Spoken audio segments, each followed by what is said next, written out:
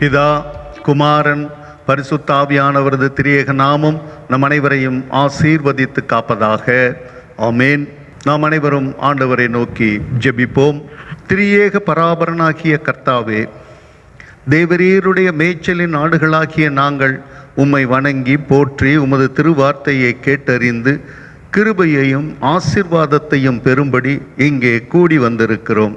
கர்த்தாவே, நாங்கள் உமது திருவார்த்தையை ஆவலோடு கேட்டு அதன் வழியாக ஆத்தும பலம் பெற்று எங்கள் வாழ்க்கையை உமது நாமம் மகிமைப்படும்படி நடத்த தூய ஆவியானவரை கொண்டு எங்களுக்கு துணை செய்தருள வேண்டும் என்று எங்கள் இரட்சகராகிய இயேசு கிறிஸ்துவின் வழியாக வேண்டிக் கொள்கிறோம் சுவாமி. ஆமேன்.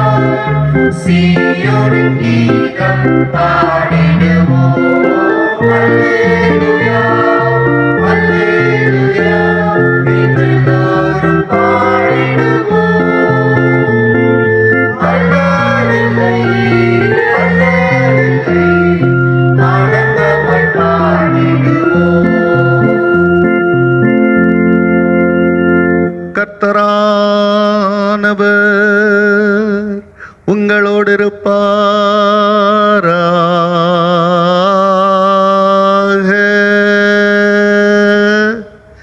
அவர் உமதாவியோடும் இருப்பாராக.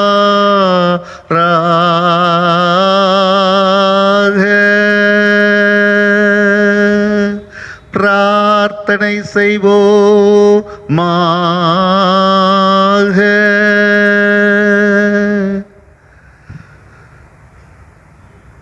சர்வ வல்லமையுள்ள கடவுளே, அழிவிற்குரிய எங்கள் சுபாவத்தின் பலவீனத்தால் தேவரீரை என்று நாங்கள் நன்மையானதொன்றையும் செய்ய முடியாதவர்களாயிருக்கிறபடியால் உம்முடைய கற்பனைகளை நாங்கள் கைக்கொள்ளுவதன் மூலம் எங்கள் சித்தத்தாலும் செய்கையாலும் உம்மை பிரியப்படுத்தும்படி உம்முடைய கிருபையின் ஒத்தாசையை எங்களுக்கு அருள வேண்டுமென்று உம்மோடும் பரிசுத்தாவியானவரோடும் என்றென்றைக்கும் ஜீவித்தரசாளுகிற எங்கள் நாதர் இயேசு கிறிஸ்துவின் வழியாய் உம்மை வேண்டிக் கொள்ளுகிறோம் சுவாமி.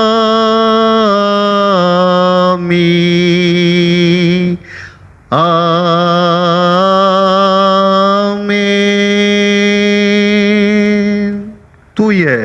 திருத்துவ திருநாளுக்கு பின் வருகிறதான முதலாம் ஞாயிறாகிய இன்றைய நாளுக்காக வாசிக்கும்படியாக தெரிந்து கொள்ளப்பட்டதான திருமறை பகுதிகளை வாசிக்க கவனமாக கேட்போம்.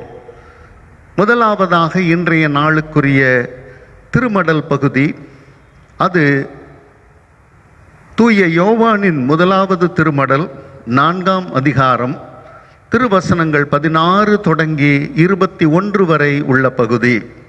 1 யோவான் 4ஆம் அதிகாரம் 16ஆம் திருவசனம் துவங்கி 21ஆம் திருவசனம் வரை உள்ள பகுதி.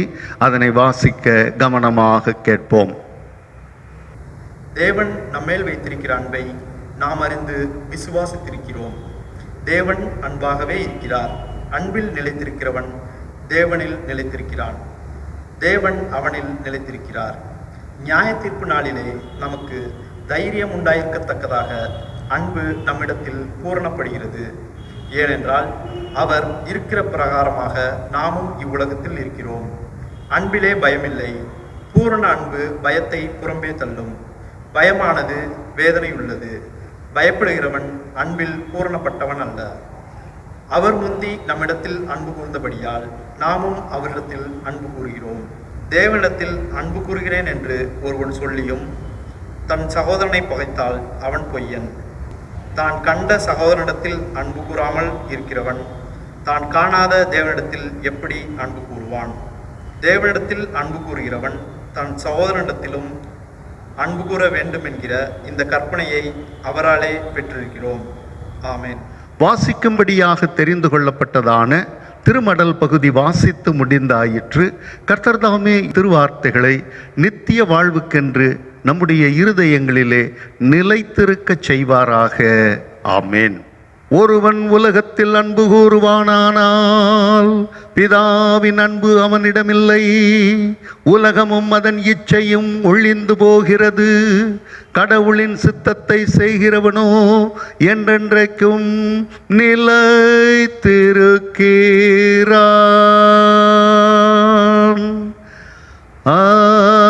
அல்லேலூயா,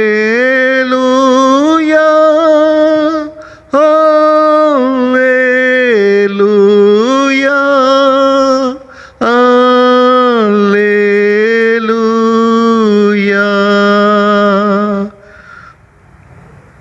தூய திருத்துவ திருநாளுக்கு பின் வருகிறதான முதலாம் ஞாயிறாகிய இன்றைய நாளுக்காக வாசிக்கும்படியாக தெரிந்து கொள்ளப்பட்டதான நற்செய்தி பகுதியையும் வாசிக்க கவனமாக கேட்போம்.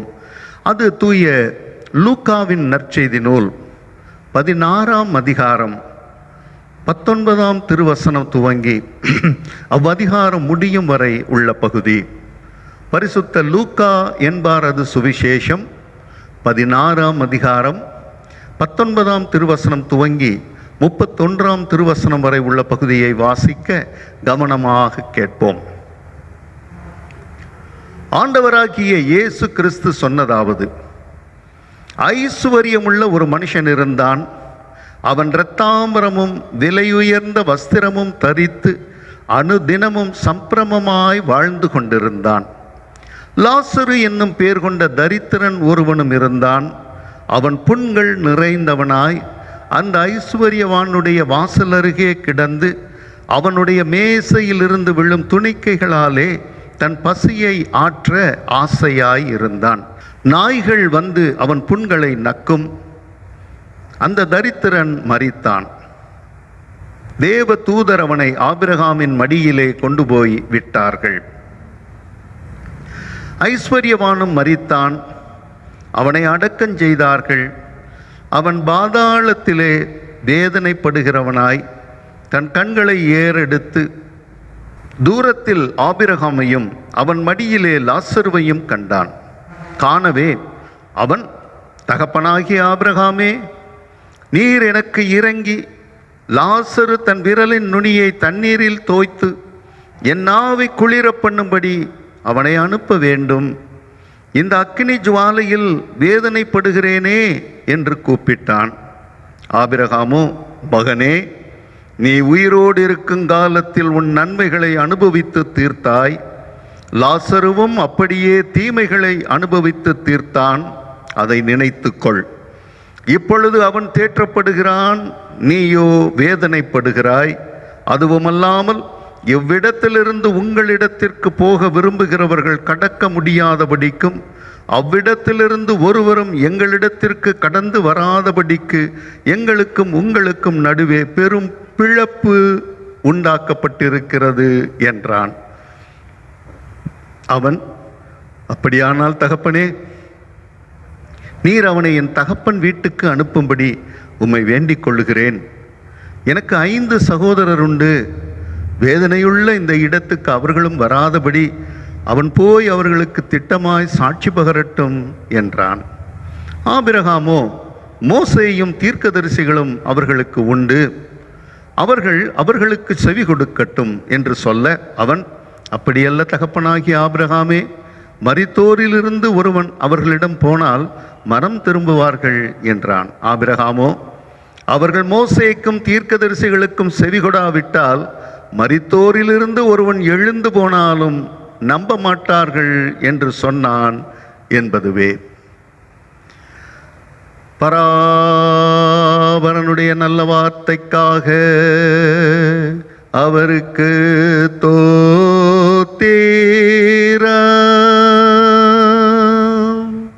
கிறிஸ்துவே உமக்கு தோத்திரம்.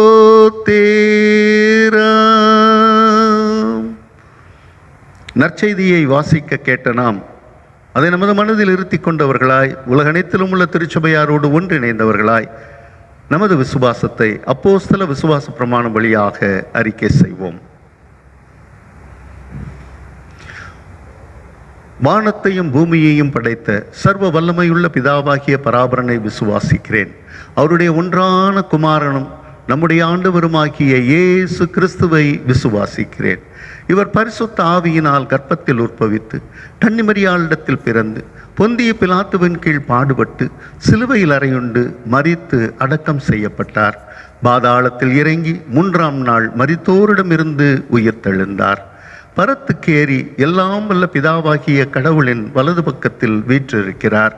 அவ்விடத்திலிருந்து உயிருள்ளோருக்கும் மரித்தோருக்கும் நியாய தீர்ப்பளிக்க வருவார். பரிசுத்த ஆவியானவரை விசுவாசிக்கிறேன். பொதுவான பரிசுத்த கிறிஸ்தவ சபையும் பரிசுத்தவான்களுடைய ஐக்கியமும் பாவ மன்னிப்பும் சரீர உயிர்த்தெழுதலும் நித்திய ஜீவனும் உண்டென்று விசுவாசிக்கிறேன். ஆமேன். நாம் அறிக்கையிட்ட இந்த விசுவாசத்திலே முடிவு பரியந்தம் நிலைத்திருக்க கடவுள் தாமே நமக்கு அருள் செய்வாராக. ஆமேன்.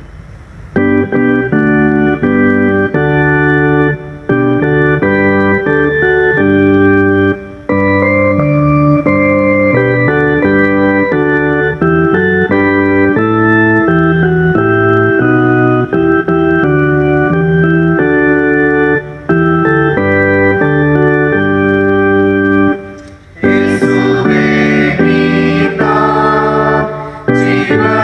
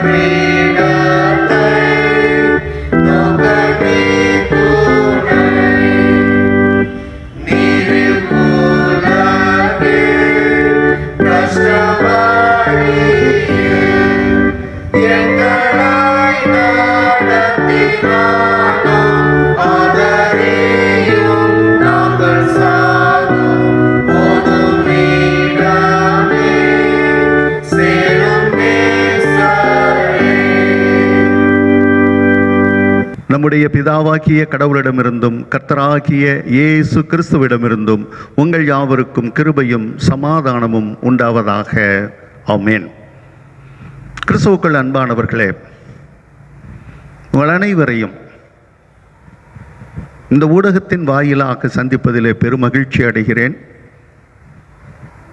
இறைமைந்தன் இயேசு கிறிஸ்துவினுடைய திருப்பெயராலே உங்களுக்கு வாழ்த்துதல்களையும் தோத்திரங்களையும் சொல்லிக் கொள்ளுகிறேன்.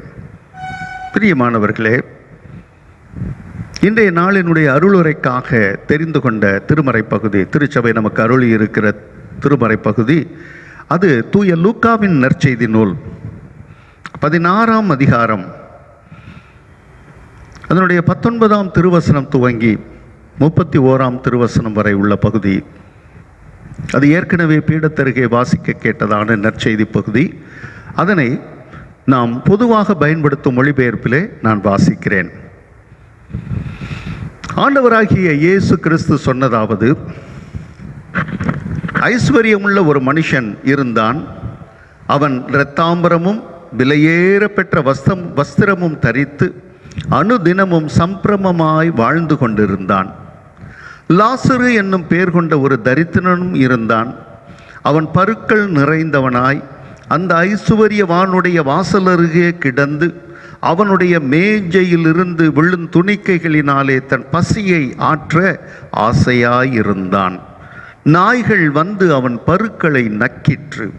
பின்பு அந்த தரித்திரன் மரித்து தேவ தூதரால் ஆபிரகாமுடைய மடியிலே கொண்டு போய் விடப்பட்டான். ஐஸ்வர்யவானும் மரித்து அடக்கம் பண்ணப்பட்டான். பாதாளத்திலே அவன் வேதனைப்படுகிற போது தன் கண்களை ஏறெடுத்து தூரத்திலே ஆபிரகாமையும் அவன் மடியிலே லாசருவையும் கண்டான். அப்பொழுது அவன், தகப்பனாகிய ஆபிரகாமே, நீர் எனக்கு இறங்கி லாசரு தன் விரலின் நுனியை தண்ணீரில் தோய்த்து என் நாவை குளிர பண்ணும்படி அவனை அனுப்ப வேண்டும். இந்த அக்கினி ஜுவாலையில் வேதனைப்படுகிறேனே என்று கூப்பிட்டான். அதற்கு ஆபிரகாம், மகனே, நீ பூமியிலே உயிரோடு இருக்கும் காலத்தில் உன் நன்மைகளை அனுபவித்தாய். லாசருவும் அப்படியே தீமைகளை அனுபவித்தான். அதை நினைத்துக்கொள். இப்பொழுது அவன் தேற்றப்படுகிறான், நீயோ வேதனைப்படுகிறாய். அதுவும் அல்லாமல் இவ்விடத்திலிருந்து உங்களிடத்திற்கு கடந்து போகவும் அவ்விடத்திலிருந்து எங்களிடத்திற்கு கடந்து வரவும் மனதுள்ளவர்களுக்கு கூடாதபடிக்கு எங்களுக்கும் உங்களுக்கும் நடுவே பெரும் பிளவு உண்டாக்கப்பட்டிருக்கிறது என்றார்.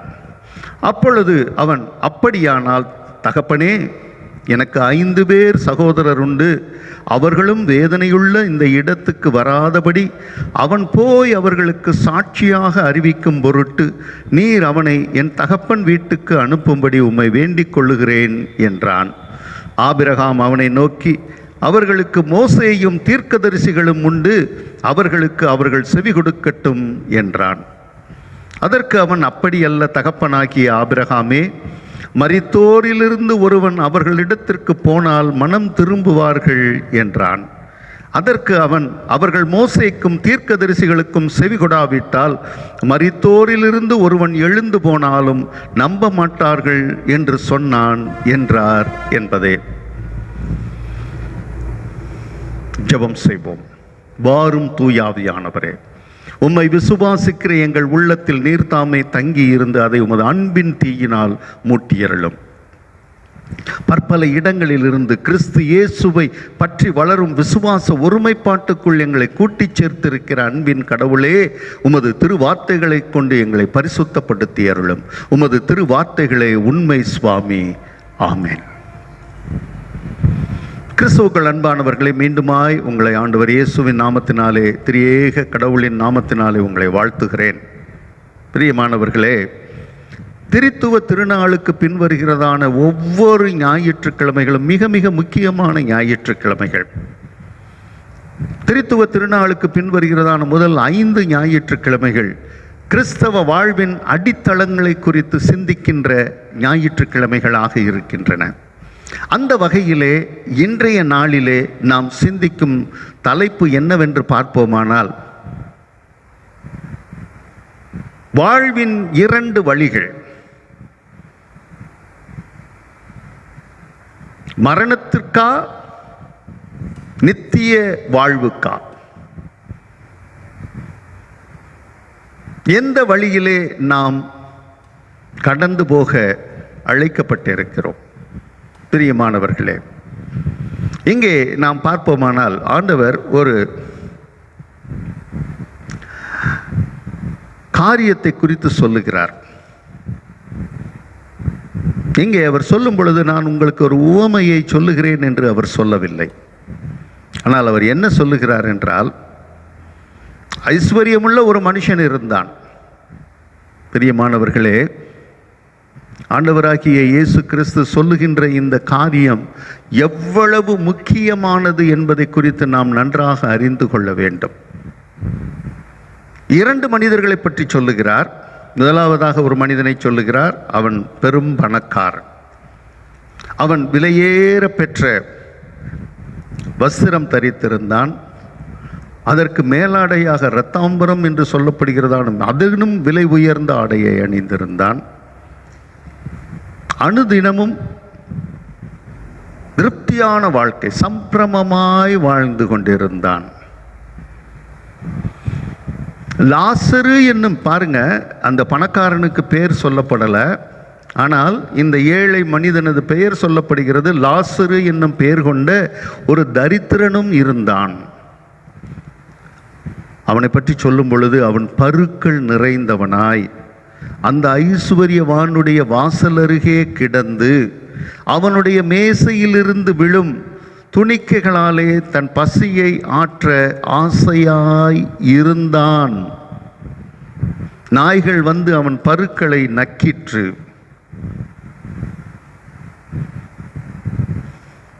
Jesus is comparing 2 persons who have lived actually, real persons, உண்மையாக வாழ்ந்த 2 பேர். ஒருவன் பணக்காரன், மற்றொருவன் பரம ஏழை. பெரும் பணக்காரன், பரம ஏழை. இந்த 2 பேரை குறித்து அங்கே ஆண்டவர் சொல்லுகிறார்.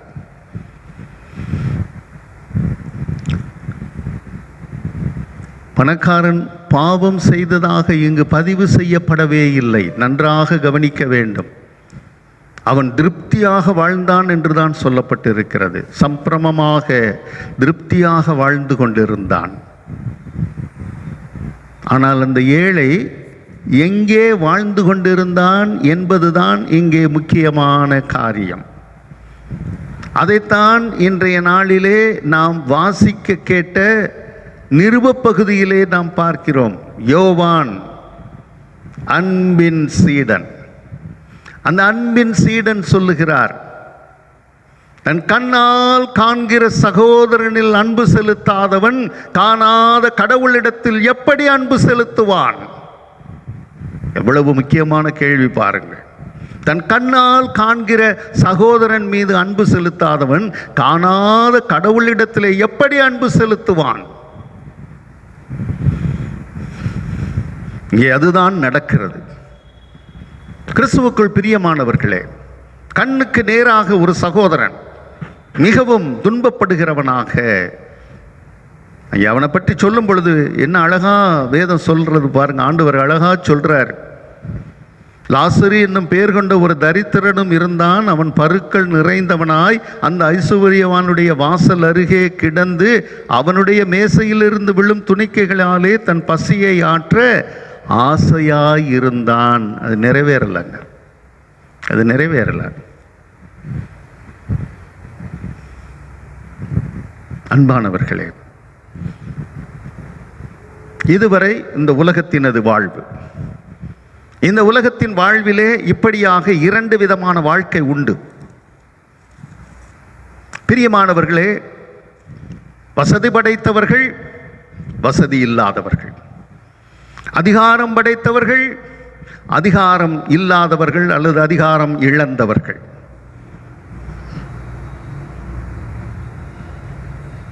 பெருமையுடன் வாழ்பவர்கள், சிறுமைப்படுத்தப்பட்டவர்கள். இப்படியாக மனிதனது வாழ்விலே பல வேறுபாடுகள். பொருளாதார வேறுபாடு, அரசியல் வேறுபாடு, சமுதாய வேறுபாடு.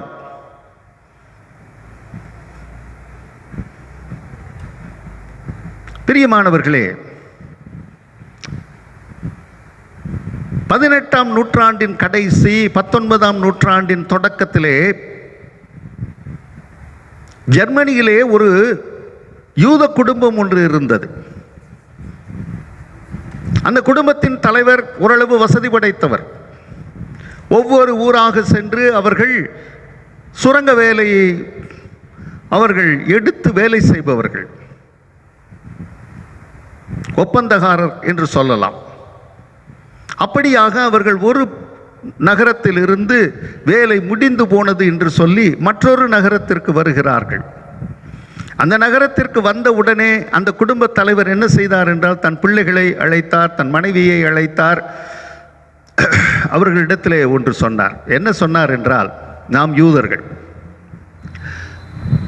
நாம் முதலில் இருந்த ஊரிலே நாம் சென்று வழிபடுவதற்கு ஜெப ஆலயம் இருந்தது, ஜெபக்கூடம் இருந்தது. ஆனால் இந்த ஊரிலே நமக்கென்று, யூதர்களுக்கென்று ஜெப ஆலயம் கிடையாது. ஆகவே நாளைய தினத்திலிருந்து நாம் அங்கு ஒரு லுத்தரன் ஆலயத்திற்கு நாம் போகப் போகிறோம் என்று அந்த குடும்பத் தலைவர் சொன்னார். அந்த குடும்பத் தலைவர் சொன்ன உடனேயே அந்த வீட்டினுடைய ஒரு மகன் மிகவும் பாதிக்கப்பட்டான். பொருளாதாரத்திற்காக இவ்வளவு நாள் கொண்டிருந்த நம்பிக்கையை நாம் விட வேண்டியது இருக்கிறதா? இத்தனை நாட்கள் யெகோவா ஒருவர்தான் கடவுள், இயேசு கிறிஸ்து ஒரு தீர்க்கதரிசி என்று இவ்வளவு நாட்கள் தந்தையார் போதித்தார். ஆனால் நாளைய தினத்திலிருந்து இயேசு கிறிஸ்து கடவுளின் மகன் என்று எப்படி நான் ஏற்றுக்கொள்ள முடியும்? நியாயமான அந்த யூத மகனது எண்ணங்கள், அவனது கோபம் எங்கே போய் முடிந்தது என்றால், பொருளாதார ஏற்றத்தாழ்வுதானே இவ்வளவுக்கும் காரணம்? அது மட்டுமல்ல, அவர்கள் அந்த ஆலயத்திற்கு தொடர்ந்து போய்கொண்டிருந்த பொழுது அந்த வாலிபன் பார்க்கிறான், இந்த ஊழியர்கள் எப்படிப்பட்டவர்கள்? ஊழியர்களும் பெரிய பணக்காரர்கள், ஊழியர்களும் பெரிய பணக்காரர்கள். அவன் ஏற்ற தாழ்வுகளை பார்க்கிறான், அவர்களது வாழ்க்கை முறையை பார்க்கிறான். ஆகவே அவன் ஒரு முடிவுக்கு வந்தான். அவன் என்ன சொன்னான் என்றால், கடைசியிலே சமயம் என்பது ஒரு போதை மருந்து. Religion is an opium. வேறு யாரும் அல்ல, பொருளாதார சித்தாந்தத்தை உருவாக்கிய, பொது உடைமை சித்தாந்தத்தை உருவாக்கிய கார்ல் மார்க்ஸ் தான் அந்த மனிதன். தன் வாழ்நாள் முழுவதும் இந்த சித்தாந்தத்தை உருவாக்க வேண்டும் என்றே அந்த மனிதன் தனது வாழ்க்கையையே அர்ப்பணித்தான். கஷ்டப்படும் ஏழைகளுக்கு உரிமை வேண்டும்,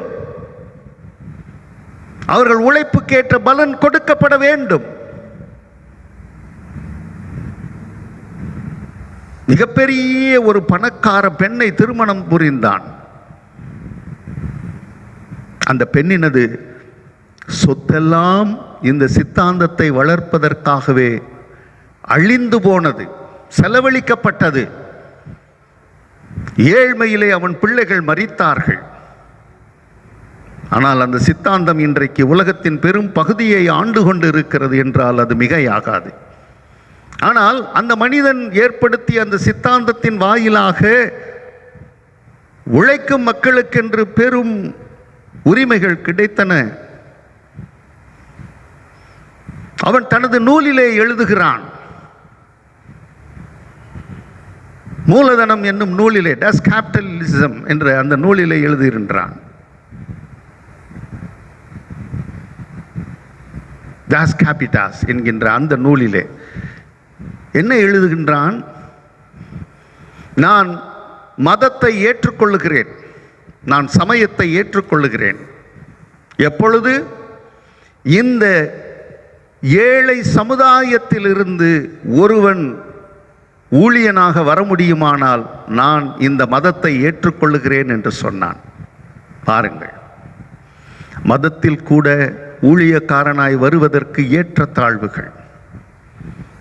பிரியமானவர்களே, இப்படியாக வாழ்க்கையிலே பார்ப்போமானால் எல்லா இடத்திலும் பிரிவினைகள். இரண்டு விதமான வாழ்க்கை முறை. ஒரு பக்கம் பணக்கார, வசதி படைத்த, அதிகாரம் படைத்த வாழ்க்கை முறை. இன்னொரு பக்கம் பார்த்தால் வசதி இல்லாத, பணம் இல்லாத, அதிகாரம் இல்லாத, எல்லாராலும் தூற்றப்படுகிற ஒரு வாழ்க்கை. இப்படி இரண்டு விதமான வாழ்க்கை. இது இந்த உலகத்திலே இன்றளவும் உண்டு. எல்லா நாட்டிலும் இந்த வேறுபாடுகள் இருக்கின்றன. இதை கடந்து பொருளாதாரம், அரசியல், கலாச்சாரம் இவற்றுக்கும் மேலாக சில பிரிவினைகள் உண்டு. மேற்கத்திய நாடுகளிலே இன்றளவும் தீர்க்க முடியாத ஒரு தீர்வு நிற வேறுபாடு. வெள்ளையர்கள், கருப்பர்கள்.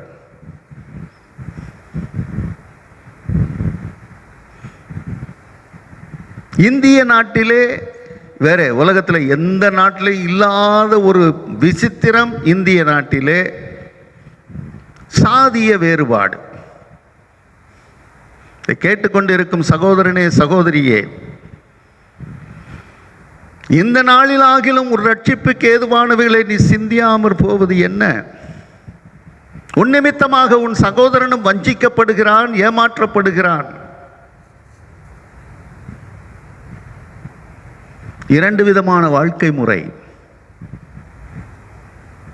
பிரியமானவர்களே, இதுபோக பெரும்பான்மை, சிறுபான்மை என்கின்ற இன்னொரு வேறுபாடு. இத்தனை வேறுபாடுகளுக்கு மத்தியிலேதான் ஆண்டவர் இயேசு வாழ்ந்து கொண்டிருக்கிறார். ஆண்டவர் இயேசு ரட்சிக்கிறார். ஆண்டவர் இயேசு அழைக்கிறார். ஆண்டவர் இயேசு உங்களோடு இருக்கிறார். எத்தனை எத்தனை எத்தனை ஊழியங்கள், எத்தனை எத்தனை எத்தனை திருச்சபைகள். ரோமன் கத்தோலிக்க திருச்சபை, லுத்தரன் திருச்சபை, ஆங்கிலேய திருச்சபை, மெத்தடிஸ்ட் திருச்சபை, பெந்தெகோஸ்தே திருச்சபை, இன்னும் எத்தனை எத்தனை சொல்லலாம். அன்பானவர்களே, நம்முடைய வாழ்க்கை எப்படிப்பட்ட வாழ்க்கையாக இருக்கிறது? இது இந்த உலகத்தினது நிலைமை. ஆண்டவர் சொன்ன சில உவமைகளை நீங்கள் யோசித்து பார்க்க வேண்டும். மத்தேயு 7ஆம் அதிகாரத்திலே அவர் சொல்லும் பொழுது அங்கே சொல்லுகிறார், இரண்டு விதமான வாசல்கள், இரண்டு வழிகள். இடுக்கமான வாசல், விசாலமான வாசல். குறுகிய வழி, அகலமான வழி. அதே போன்று முழு வேதாகமத்திலும் நாம் பார்ப்போமானால், ஆதி பெற்றோரிலிருந்து பார்க்கும் பொழுது இரண்டு விதமான மரங்கள். இரண்டு விதமான மரங்கள்.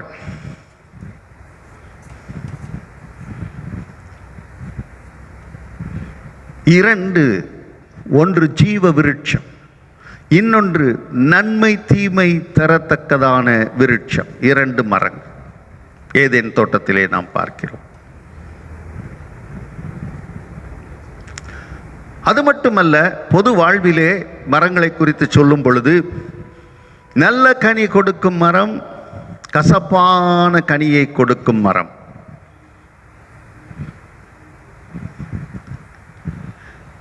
கசப்பான கனி கொடுக்கும் மரத்தின் வேரிலெல்லாம் கோடரி வைக்கப்பட்டு இருக்கிறது. அவைகள் வெட்டப்பட்டு அவைகள் தீயில் கொளுத்தப்படும். ஆண்டவர் சொன்னது. இரண்டு அஸ்திபாரங்களை சொல்லுகிறார். கற்பாறையின் மேல் தன் அஸ்திபாரத்தை போட்டவன், மணலின் மேல் தன் அஸ்திபாரத்தை போட்டவன். ஓமைகளை நாம் நன்றாக யோசித்து பார்க்க வேண்டும். நம்முடைய வாழ்க்கை முறையை, நாம் வாழும் வாழ்க்கை எப்படிப்பட்ட வாழ்க்கை? கிறிஸ்தவ வாழ்வின் அடித்தளத்திலே முதலாவதாக நாம் பார்க்கிறது நம்முடைய வாழ்வினுடைய பாதை எதை நோக்கி சென்று கொண்டிருக்கிறது. கிறிஸ்துவுக்குள் அன்பானவர்களே,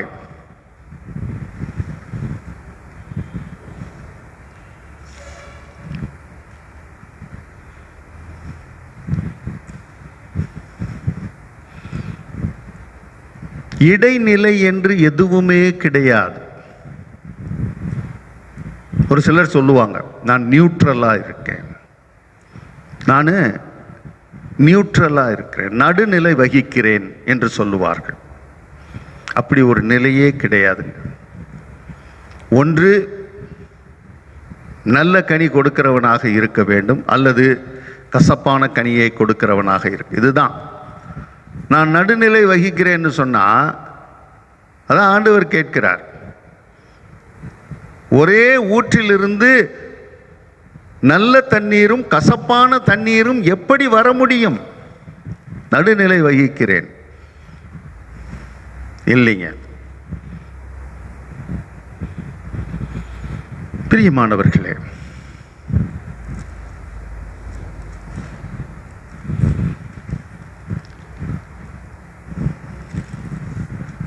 இந்த இரண்டு வாசல்கள்,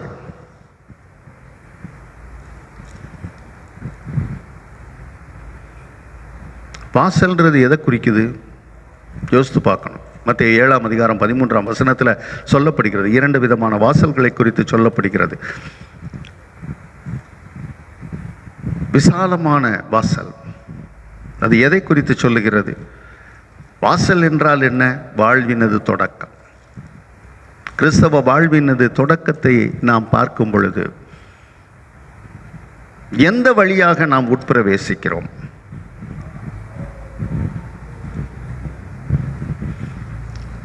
விசாலமான வாசல்னா அது எப்படி இருக்குன்னு சொல்லி கேட்டிங்கன்னா, எவ்வளோ பேர் வேணாலும் உள்ளே போகலாம், எவ்வளோ பேர் வேணாலும் உள்ளே போகலாம். உதாரணத்துக்கு எடுத்துக்கிட்டிங்கன்னு சொன்னால், இன்றைய நாட்களிலே அதிகமாக பேசப்படுகிறது மெட்டீரியலிசம். பொருளுக்கு தான் முக்கியத்துவம், மனுஷனுக்கு முக்கியத்துவம் இல்லை அப்படின்னும் பொழுது கூட்டம் கூட்டமாக போகிறார்கள்.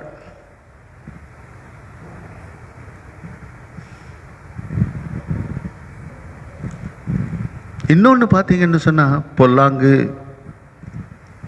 மன்னிக்க முடியாத மனம், மன்னிக்க முடியாத ஆவி, எதை வேணாலும் நம்புறது. இதுதான் விசாலமான வாசல். எப்படி வேணாலும் போகலாம், எத்தனை பேர் வேணாலும் போகலாம். எல்லாமே கடலுக்கு தானே போகுது. எப்படிங்க? எல்லா நதியும் கடலுக்கு தானே போகுது. பிரியமானவர்களே, இதை எல்லாரும் நிறைய பேர் தெரிந்தெடுப்பார்கள்.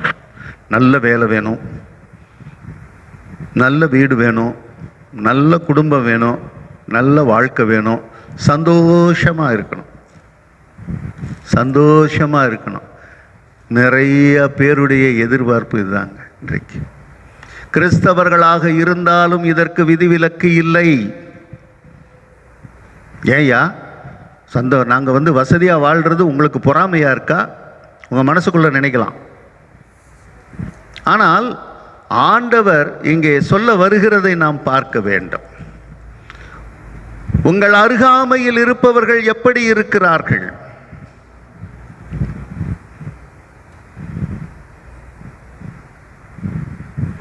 அதனால தான் ஆண்டவர் சொல்றார், அதே மத்தேயு 7ஆம் அதிகாரம் 13ஆம் வசனத்தில், இடுக்கமான வாசல் வழியாக உட்பிரவேசியுங்கள்.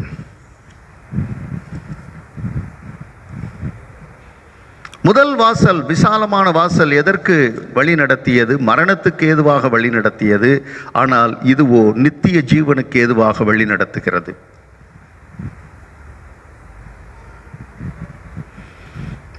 அதாவது இடுக்கமான வாசல் வழியா போறதுக்கு என்ன செய்யணுங்க? முதல்ல தலையை தாழ்த்த வேண்டும். தலை குனிஞ்சாதான் அந்த இடுக்கமான வாசல் வழியாக போக வேண்டும். ஒபீடியன்ஸ், தாழ்மை இருக்கணும், கீழ்ப்படிதல் இருக்கணும்.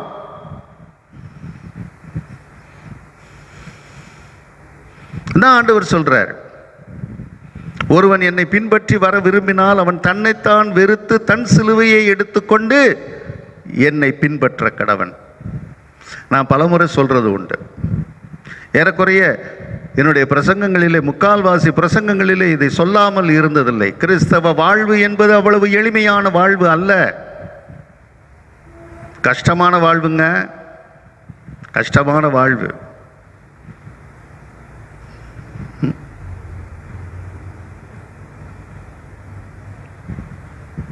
அன்பானவர்களே, இங்கே நாம் ஒன்றை காண வேண்டும். இந்த லாசரு ஆபிரகாமின் மடியிலே இருக்கிறார். ஆனால் அந்த பணக்காரரோ அக்கினியிலே இருக்கிறார், வேதனையின் உச்சியிலே இருக்கிறார். அவர் ஆபிரகாமை பார்த்து சொல்லுகிறார், லாசரு தன் விரலின் நுனியை தண்ணீரிலே தொட்டு எனக்கு தரட்டும். முடியாது. ஆபிரகாம் சொல்லிட்டார், உங்களுக்கும் எங்களுக்கும் பெரிய பிளவு இருக்கு. இங்கிருந்து யாரும் அங்கே போக முடியாது, அங்கிருந்து யாரும் இங்கே வர முடியாது.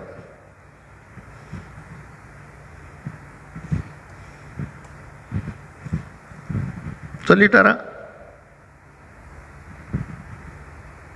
நீ பூமியில் இருக்கும் பொழுது எல்லாவற்றையும் அனுபவித்தாய், இப்பொழுதோ லாசரு தேற்றப்படுகிறான். For every action there is an equivalent and opposite reaction. For each and every life situation, consequences are there. Definitely we have to face the consequences. விளைவுகளை நாம் சந்தித்துதான் ஆக வேண்டும். அவர் சொல்றாரு, அந்த பணக்காரர் சொல்றார் ஆபிரகாமை பார்த்து, ஆபிரகாமே, அப்படியானால் எனக்கு 4 சகோதரர்கள் உண்டு, அவர்களும் இவ்விடத்துக்கு வராதபடிக்கு ஒருவர் போய் அவர்களுக்கு சொல்லட்டும். அப்பொழுது சொல்றாரு, முடியாது. அவர்களுக்கு நியாயப்பிரமாணமும் தீர்க்கதரிசிகளும், அதான் மோசையை சொல்றார். மோசே ரெப்ரசன்ட்ஸ் த லா. மோசே நியாயப்பிரமாணத்திற்கு அடையாளமாக இருக்கிறார். தீர்க்கதரிசிகள் தீர்க்க தரிசனங்களுக்கு அடையாளமாக இருக்கிறார்கள். ஆண்டவராகிய இயேசு கிறிஸ்துவுக்கு முன்பாக இவைகள் 2 இருந்தன. அதனால தான் ஆண்டவர் இயேசு அந்த நிகழ்ச்சியை சொல்லும் பொழுது அப்படியாக சொல்லுகிறார்.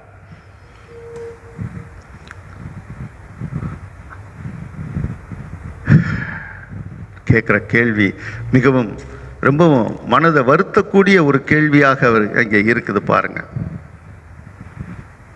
கடைசியா ஒன்று வைக்கிறாரு. அதற்கு அவன், அப்படியல்ல தகப்பனாகிய ஆபிரகாமே,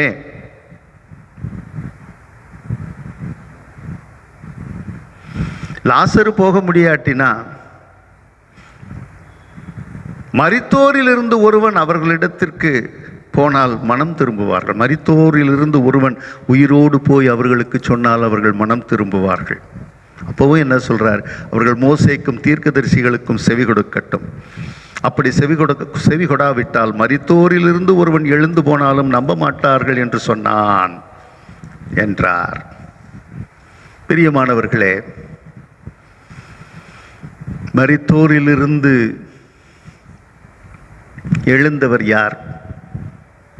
நாம் புதிய ஏற்பாட்டு காலத்திலே இருக்கிறோம். பழைய ஏற்பாட்டு காலத்திலே தான் பார்த்தீர்களானால் அங்கே நியாயப்பிரமாணமும் தீர்க்க தரிசனங்களும் இருந்தன. நாம் புதிய ஏற்பாட்டு காலத்திலே வாழ்ந்து கொண்டு இருக்கிறோம். முழுமையான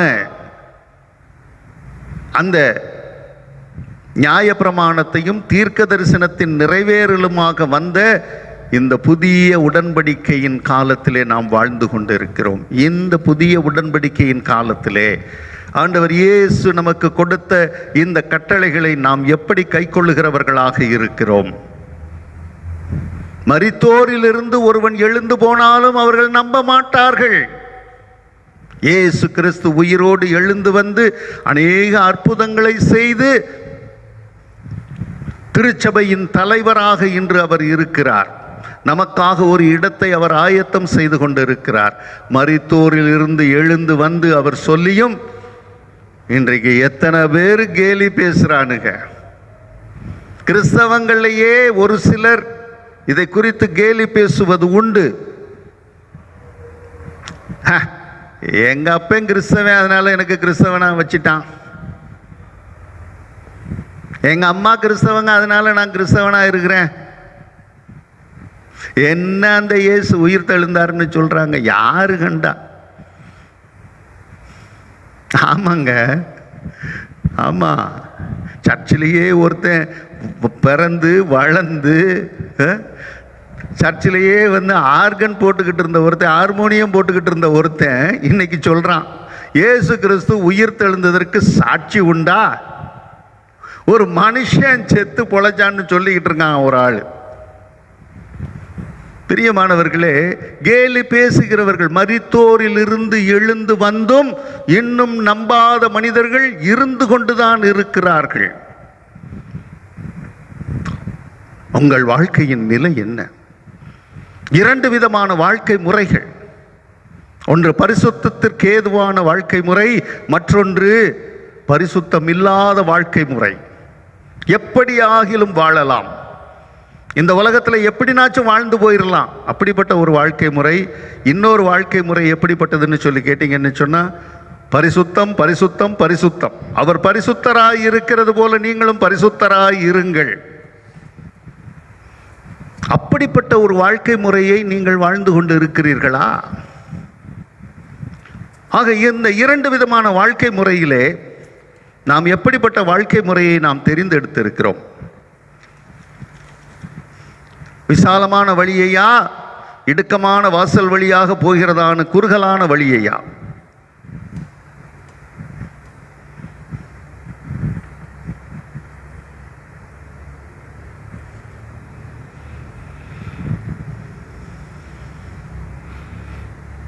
விசாலமான வாசல் வழியாக பிரவேசித்து அந்த விசாலமான பாதையில் போகிறவங்களுக்கு என்னன்னு சொல்லி கேட்டிங்கன்னா, நாங்கள் விடுதலையோடு இருக்கிறோம். We are free. யாரையும் ஒருத்தர் உரச வேண்டியதில்லை. எங்களுக்கு திறந்த மனது இருக்குது. We are open minded. ஆனால் குறுகலான பாதையில் போகிறவங்களுக்கு எப்படின்னு சொல்லி கேட்டிங்கன்னா, அது மிகவும் குறுகலான பாதை.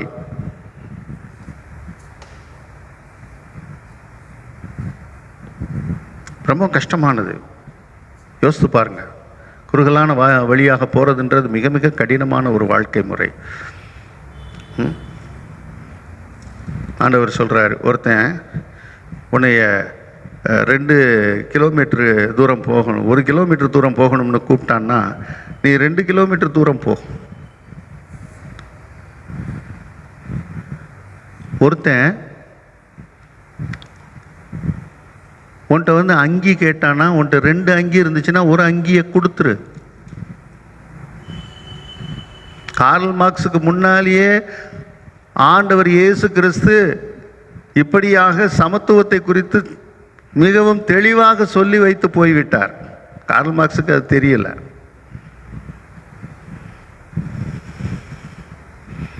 அவருக்கு முன்னால் இருந்ததெல்லாம் நாம் யூதர்கள், அந்த எண்ணம் மட்டும்தான் கார்ல் மார்க்ஸுக்கு இருந்தது. ஆனால் ஆண்டவர் இயேசு மிக தெளிவாக சொல்லி வைத்து போய்விட்டார், நானே வழி. நம்முடைய வாழ்க்கை முறையை கொஞ்சம் யோசித்து பாருங்களேன், எவ்வளவு கஷ்டமான வாழ்க்கை முறை. ஆனால் வாழ்க்கையில் ஒவ்வொருத்தருக்கு தான் தெரியும் அவங்க எப்படிப்பட்டவங்கன்னு. You examine yourself. உங்கள் வாழ்க்கையை பற்றி, உங்களை பற்றி நீங்கள் ஆராய்ந்து பாருங்கள். How dirty you are, how filthy your garments are. அவங்க போட்டிருக்கிற ஆடை எவ்வளவு கந்தலா இருக்கு. உங்கள் வாழ்க்கை, உங்களது அந்தரங்கம் எவ்வளவு கேடுள்ளதாக இருக்கிறது உங்களுக்கு தான் தெரியும். என்னை பற்றி எனக்கு தான் தெரியும். ஆக தேவ சமூகத்திலே நாம் போய் நிற்கும் பொழுது, வழி விசாலமான வழியிலே போய் கொண்டிருந்தால் மனம் திரும்புதல் என்பது இருக்காது. ஆனால் குறுகலான வாசல் வழியாக போகும் பொழுது நம்மை உணர்வோம், ஐயோ நான் இப்படி குறுகலான வாசல் வழியாக, இந்த குறுகலான வழியாக போய்கொண்டு இருக்கிறேனே, நான் யாரு? ஆனால் விசாலமான வழியில் போகிறவர்களுக்கு நான் யார் என்ற எண்ணமே வராது. ஆனால் குறுகிய வழியாக போகிறவர்களுக்கு இவ்வளவு கஷ்டப்பட்டு போகிறேனே, வேர் இஸ் மை டெஸ்டினேஷன்? நான் எங்கே போகிறேன்? நான் யாரு? எதை நோக்கி நான் போய்கொண்டு இருக்கிறேன்? கிறிஸ்துவுக்குள் அன்பானவர்களே,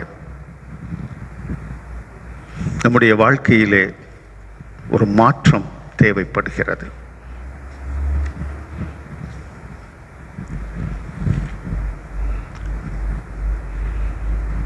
எந்த கூட்டத்தோடு நாம் இருக்கிறோம்? பெரும்பான்மை கூட்டத்தோடு இருந்து கொண்டு நாங்கள் சொல்லுவதெல்லாம் சரி என்று சொல்லிக் கொண்டு இருக்கிறோமா? அல்லது வாழ்க்கையின் விளிம்பிலே இருக்கிறவர்களோடு நம்மை அடையாளப்படுத்திக் கொள்ளுகிறோமா? Jesus never came for the majority. He came for the downtrodden minority. இதை நாம் மனதில் கொள்ள வேண்டும். இன்னொரு வகையாக நாம் சொல்லலாம், Jesus never came for the people, those who think themselves as a majority, but Jesus came for the downtrodden majority.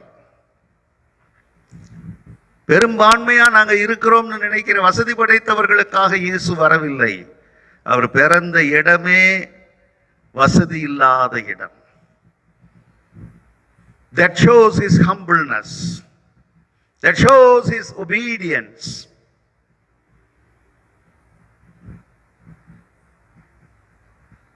That shows his surrenderedness. ஆக பிரியமானவர்களே, இடுக்கமான வாசல், குறுகலான வழி, அகலமான வாசல், விசாலமான வழி, ஆனால் இரண்டும் எங்கே போய் முடிகின்றன என்பதை நாம் பார்க்க வேண்டும். ஆண்டவர் இயேசு அப்பட்டமா சொல்லிட்டார், வெளிப்படையா சொல்லிட்டாரு, நீ வசதி படைத்து இருந்தாய், உலகத்திலே அனுபவித்தாய், ஆனால் உன் வாசல் அருகே கிடந்த இந்த சகோதரன் மீது அன்பு செலுத்தவில்லை. யோவானை குறித்து சொல்லுவோமானால், அன்பின் சீடன், இயேசுவின் அன்பை நன்கு அறிந்தவர், உணர்ந்தவர், பகிர்ந்து கொண்டவர். அதனாலதான் அவருடைய சுவிசேஷமும் சரி, அவருடைய கடிதங்களும் சரி, 1 யோவான், 2 யோவான், 3 யோவான் கடிதங்களும் சரி, அவருடைய எழுதின வெளிப்படுத்தின விசேஷமும் சரி, அன்பை குறித்தே அதிகமாக பேசுகிறதை நாம் பார்க்கிறோம். கிறிஸ்துவுக்குள் அன்பானவர்களே, where is our destination? Where we are traveling? எதை நோக்கி நாம பயணம் பண்ணி கொண்டு இருக்கிறோம்? இடுக்கமான வாசல், குறுகலான வழி, அது எங்கே போய் முடியுதுன்னு சொன்னா நித்திய ஜீவனுக்கு நேராக போய் முடிகிறது. அங்கே ஆண்டவர் இயேசுவோடு கூட நித்திய காலமாய் வாழும் ஒரு வாழ்வு. ஆனால் இங்கே மற்றொரு அகலமான வாசல், விசாலமான வழி, அது எங்கே போய் முடிகிறது என்றால் நரகத்திலே போய் முடிகிறது. மரணத்திற்கு ஏதுவாக போய் முடிகிறது. நித்திய நரகம், நித்திய மரணம். ஆக பிரியமானவர்களே, ஆண்டவர் இயேசு சொல்லுகிறார், நானே வழியும் சத்தியமும் ஜீவனுமாய் இருக்கிறேன். ஆக ஆண்டவர் இயேசுதான் நமக்கு வழி. அவரே சொல்லுகிறார், நானே வாசல், நானே வாசல். ஆக பிரியமானவர்களே, இந்த வாழ்க்கை முறை எப்படிப்பட்ட வாழ்க்கை முறையாக இருக்கிறது? கிறிஸ்துவுக்குள்ளாக உங்களது அடித்தளம் இடப்பட்டு இருக்கிறதா? கிறிஸ்துவின் கட்டளைகளுக்கு கீழ்ப்படிந்து நடக்கிறவர்களாக இருக்கிறீர்களா? கிறிஸ்துவின் கட்டளைகளுக்கு கீழ்ப்படிந்து நடக்கிறவர்கள் என்றால் கிறிஸ்துவின் சிந்தையே உங்களிலும் இருக்க கடவது பவுலடிகளார் சொல்லுகிறார். அப்படியானால் உங்கள் அடுத்து இருப்பவரிடம், உங்களுக்கு அருகாமையில் இருப்பவரிடம் நீங்கள் அன்பு செலுத்துகிறீர்களா? உங்கள் அன்பு யாருக்கு கொடுக்கப்படுகிறது? என் குடும்பம், என் மனைவி, என் கணவர், என் பிள்ளைக, என்னுடைய பேர பிள்ளைங்க, எங்க அண்ணன், எங்க தம்பி, எங்க மாமா, எங்க மச்சான், எங்க இனத்தான், இப்படிப்பட்ட வாழ்க்கையை ஆண்டவர் தெரிந்தெடுக்கும்படியாக சொல்லவில்லை. கிறிஸ்துவுக்குள் அன்பானவர்களே, நம்முடைய வாழ்க்கை முறை மற்றவர்களுக்கு முன்பாக ஒரு பாடமாக இருக்க வேண்டும். கிறிஸ்துவுக்குள் இருந்தால் அவன் புது சிருஷ்டியாய் இருக்கிறான். புது சிருஷ்டியாய் இருக்கிறோமா? அப்படியானால் நாம் பயணிக்கிற பாதை சரியான பாதை. அப்படியானால் நாம் போய் சேர வேண்டிய இடம் இயேசு கிறிஸ்து. அவரை பின்தொடர்ந்து போய் கொண்டிருக்கிறோம் என்பதை மறந்து போக வேண்டாம். ஆகவே இந்த திருத்துவ திருநாளுக்கு பின் வருகிறதான இந்த முதலாம் ஞாயிற்றுக்கிழமையிலே நம்மை நாமே சற்று ஆராய்ந்து பார்ப்போம். எந்த வழியாக நாம் பயணித்துக் கொண்டு இருக்கிறோம்? எந்த வாசல் வழியாக பிரவேசித்து, எந்த வாசல் வழியாக உள்ளே நுழைந்து, எந்த வழியாக நாம் பயணம் செய்து கொண்டிருக்கிறோம்? எதை நோக்கி நாம் போய் கொண்டிருக்கிறோம்? நிதானமாய் ஆராய கடவோம். ஒருவேளை நாம் போகும் வழி என்னதென்று திக்கு தெரியாத இடத்திலே நிற்கிறோமா? இல்ல இதுக்கு இது வழியா போகணும், இது வழியா போகணும், எனக்கு தெரியல, சொல்லிக் கொடுங்க ஆண்டவர். என்ன அவர் சொல்லிக் கொடுப்பார். அதான் அவரே சொல்றார், நானே வழியாக இருக்கிறேன்னு சொல்றார். ஐ ஆம் த வே. ஆகவே ஆண்டவர் இயேசுவை பின்பற்றுவோம், நித்திய ஜீவனை சுதந்தரித்துக் கொள்வோம். சோதனைக்காரன் நம்மை பலவிதமாக சோதிப்பான். இப்படி வா போகலாம். நீதிமொழிகளில் நீங்க படிச்சு பாருங்க, எப்படியெல்லாம் ஒரு மனுஷனை ஒரு வாலிபனை எப்படியெல்லாம் ஏமாத்தலாம். பலவிதமான வழிகள் உண்டு. ஆனால் அந்த வழியாக போவதற்காக ஆண்டவர் நம்ம இந்த உலகத்துல வரலங்க. மரித்தோரிலிருந்து ஒருவன் எழுந்து போய் சொன்னால் அவர்கள் மனம் திரும்புவார்கள். பணக்காரன் எவ்வளவா கேட்டான். இன்றைக்கு ஆண்டவர் இயேசு கிறிஸ்து எழுந்து நின்று சொல்லுகிறார், இதோ மரித்தேன் ஆனால் சதா காலங்களிலும் உயிரோடு இருக்கிறேன் என்று சொல்லுகிறார். ஆண்டவரை ஏற்பதற்கு என்ன தடை? அவரே வழியாக இருக்கிறார், அவரே வாசலாக இருக்கிறார், அவரே நித்திய வாழ்வாக இருக்கிறார். அவர் வழியை தெரிந்தெடுப்போம், அவருக்காக நாம் சாட்சியாக வாழ்ந்து காட்டுவோம். கர்த்தர் தாமே திருவசனங்களை நமக்கு ஆசீர்வதித்து தருவாராக. ஆமென்.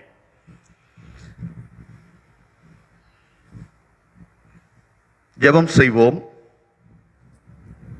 வழி நடத்தும் வல்ல தேவனே, வழி நடத்தும், வாழ்வினில் வரும் புது பாதைகள் எங்குமே வழி நடத்திடுமே,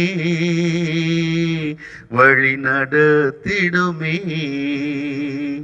வாழ்வில் தீர்மானங்கள்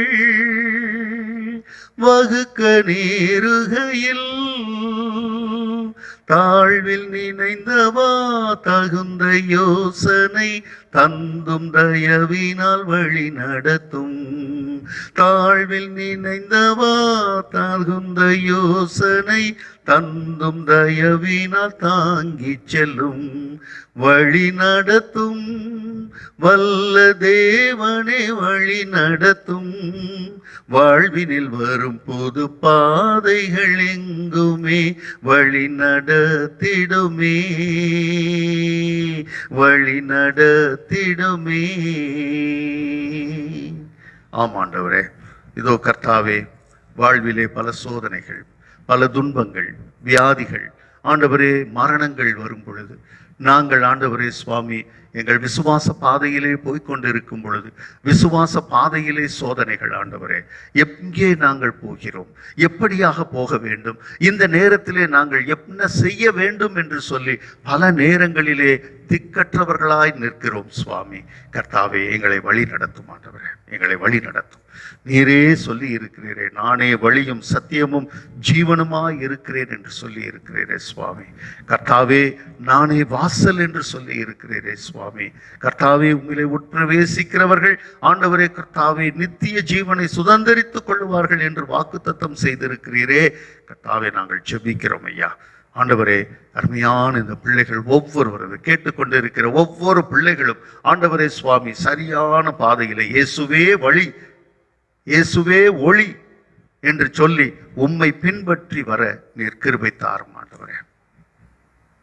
பரிசுத்த ஆவியானவரே, நீரே எங்களுக்கு ஆசானாக இருந்து கர்த்தாவே நாங்கள் சரியான பாதையிலே வரும்படியாக எங்களை பலப்படுத்தும் ஒரு கரத்திலே ஒப்புக் கொடுக்கிறோம். நீரே ஆண்டவரே கர்த்தாவே மகிமையின் பாதையிலே எங்களை வழிநடத்தும். இறை மைந்தன் இயேசு கிறிஸ்துவினுடைய திருப்பெயரிலே மன்றாடுகிறோம் அன்பின் கடவுளே, ஆமென். நம்முடைய கர்த்தராயிருக்கிற இயேசு கிறிஸ்துவினுடைய கிருபையும் பிதாவாகிய கடவுளின் அன்பும் பரிசுத்த ஆவியானவரது ஐக்கியமும் வழிநடத்துதலும் பாதுகாப்பும் இன்றும் என்றும் எல்லா நாட்களிலும் உங்களோடும் உங்கள் எதிர்கால வாழ்வோடும் இருந்து ஆசீர்வதித்து பாதுகாப்பதாக. ஆமென்.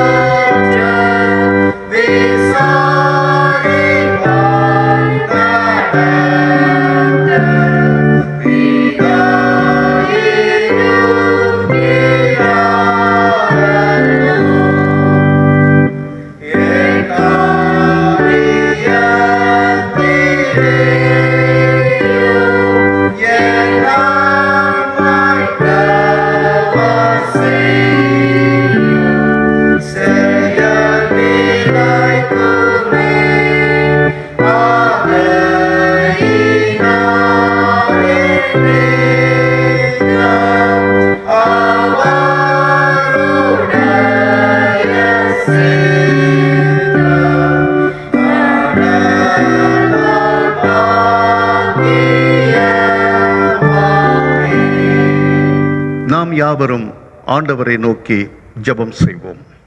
மகா பரிசுத்தமும் இரக்கமும் கிருபையும் நிறைந்த எங்கள் அன்பின் ஆண்டவரே, கர்த்தாவே, இதோ சுவாமி உமது பெரும் அருளாலே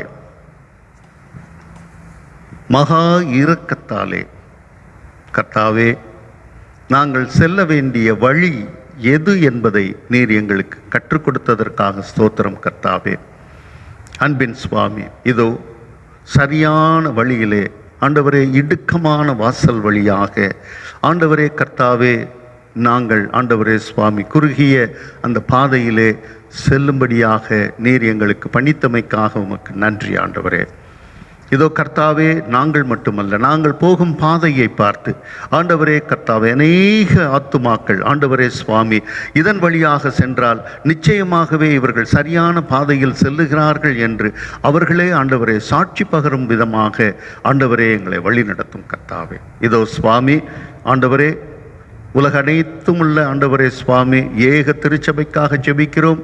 ஆண்டவரே, அந்த ஆண்டவரே அளவிலே இந்தியாவில் இருக்கிற எங்கள் தமிழ் சுவிசேஷ லுத்தரன் திருச்சபைக்காக, ஆண்டவரே கர்த்தாவே எங்கள் மகாகணம் தரங்கை பேராயருக்காக, கணம் ஆலோசனை சங்கத்திற்காக, ஆண்டவரே கர்த்தாவே அனைத்து ஆயர்களுக்காக, அத்துணை குருசேகரங்களின் பொறுப்பாளர்களுக்காக, ஆண்டவரே கர்த்தாவே இதோ சுவாமி ஒவ்வொரு விசுவாச குடும்பங்களுக்காக ஜெபிக்கிறோம். எங்கள் திருச்சபையினுடைய ஆண்டவரே நிறுவனங்களிலே பணியாற்றுகிறவர்களுக்காக ஜெபிக்கிறோம். கர்த்தாவே எங்கள் அனைவரது வாழ்வும் ஆண்டவரே சுவாமி இந்த பொது சமூகத்திற்கு முன்பதாக ஆண்டவரே உம்மை பிரதிபலித்தும் காட்டும் ஒரு வாழ்வாக எங்கள் அனைவருக்கும் அமையும் இடத்திலே மன்றாடுகிறோம். திருப்பணிக்கென்று பயிற்றுவிக்கப்படுகிற மாணவர்களுக்காக, அவர்களுக்கு பயிற்றுவிக்கிற ஆசிரியர்களுக்காக ஜெபிக்கிறோம். கர்த்தாவே அவர்களை ஆசீர்வதியும். இந்த புது ஊழியரை கொண்டு அநேக ஆத்தும அறுவடைக்காக ஜெபிக்கிறோம். ஆண்டவரே கர்த்தாவே, ஜீகன்பால் மிஷனரி இயக்கத்தின் மூலமாக பணியாற்றுகிற ஒவ்வொரு ஆண்டவரே சுவாமி அருட்பணி ஆண்டவரே கர்த்தாவே அருட்பணியாளர்களுக்காக ஜெபிக்கிறோம். அவர்களை நீர் ஆசீர்வதியும். குடும்பமாக ஆண்டவரை தனிநபராக அவர்கள் செய்து வருகிற ஒவ்வொரு ஊழியத்திலும் அநேக ஆத்துமாக்களை கொள்ளைப் பொருளாக நீர் தந்து ஆசீர்வதியும் ஆண்டவரே. இதோ இந்த நாட்களிலே ஆண்டவரே சுவாமி இந்திய நாட்டிலே ஆண்டவரே இருக்கிறதான சுவிசேஷத்திற்கு எதிரான ஆண்டவரே அத்துணை போராட்டத்தையும் ஆண்டவரே நீர் காண்கிற தேவன் ஆண்டவரே. கர்த்தாவே அனைத்தும் ஆண்டவரே சுவாமி உமது வல்லமைக்கு முன்பதாக பொடி பொடியாக தகர்ந்து போக உம்மிடத்திலே மன்றாடுகிறோம் சுவாமி.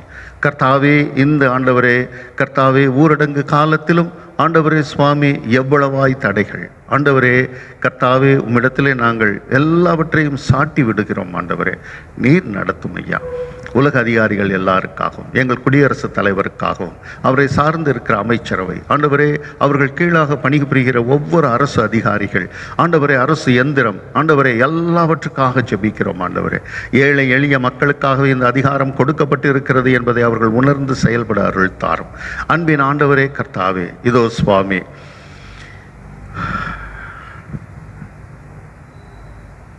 எங்களிடையே இருக்கிற ஏழைகள், நோயாளிகள், கர்ப்பவதிகள், மரண அவஸ்தையில் இருக்கிறவர்கள், பல வகையான இக்கட்டுகளில் அகப்பட்டு இருக்கிறவர்கள், கிறிஸ்தவர்களாய் இருப்பது நிமித்தம் துன்புறுத்தப்படுகிறவர்கள் ஆகிய எல்லாருக்கும் உம்முடைய பரிசுத்த ஆவியானவரை கொண்டு ஆறுதலும் ஆத்தும பலமும் அளித்தருள மன்றாடுகிறோம்.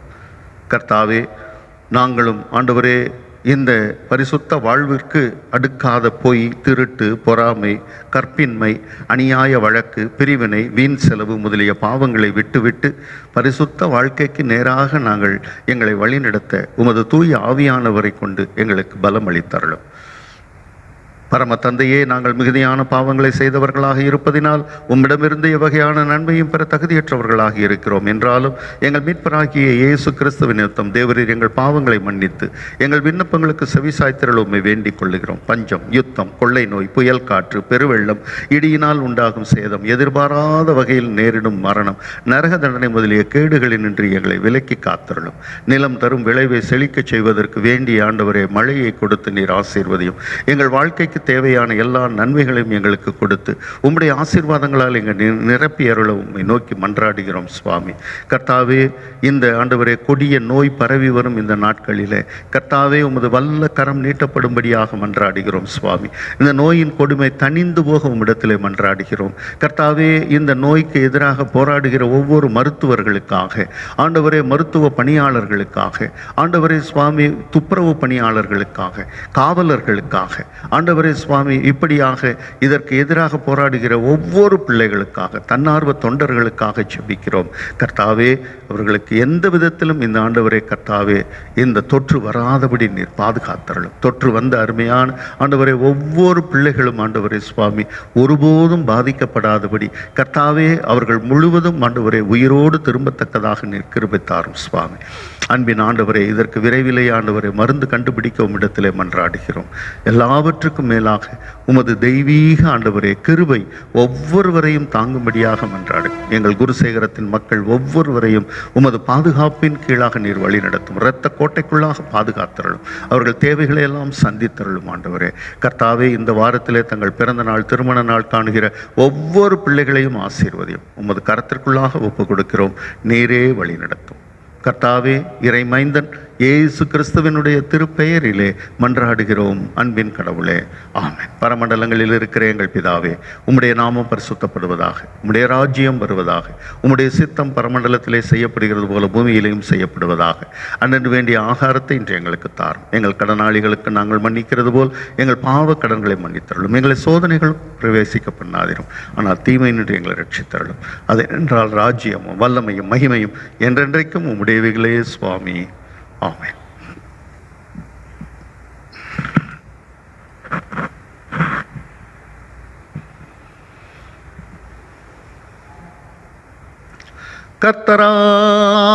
கர்த்தரானவர் உங்களோடு இருப்பாராக.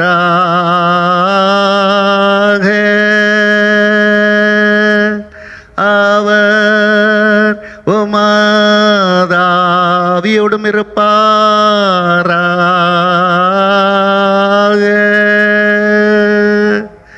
கர்த்தரானவர் உன்னை ஆசீர்வதித்து உன்னை காப்பாராக.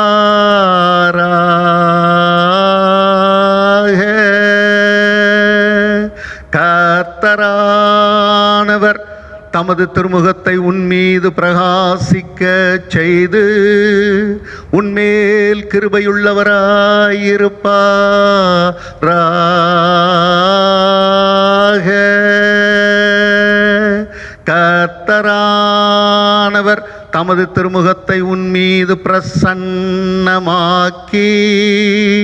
உனக்கு சமாதானம்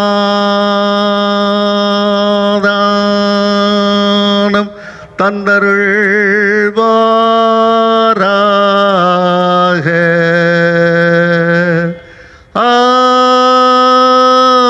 ஆமென், ஆமென், ஆமென்.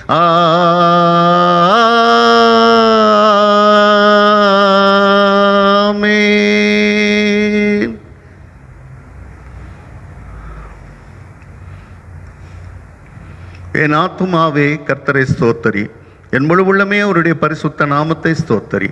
என் ஆத்துமாவே கர்த்தரை ஸ்தோத்தரி, கர்த்தர் செய்த சகல உபகாரங்களையும் மறவாதே. ஆமென். கர்த்தாவின் சமாதானம் உங்கள் அனைவரோடும் என்றும் இருப்பதாக. ஆமென். சுவாமி கிருபையாயிரும், கிறிஸ்துவே கிருபையாயிரும், சுவாமி கிருபையாயிரும். ஆமென். பராபரனுக்கு தோத்திரம்.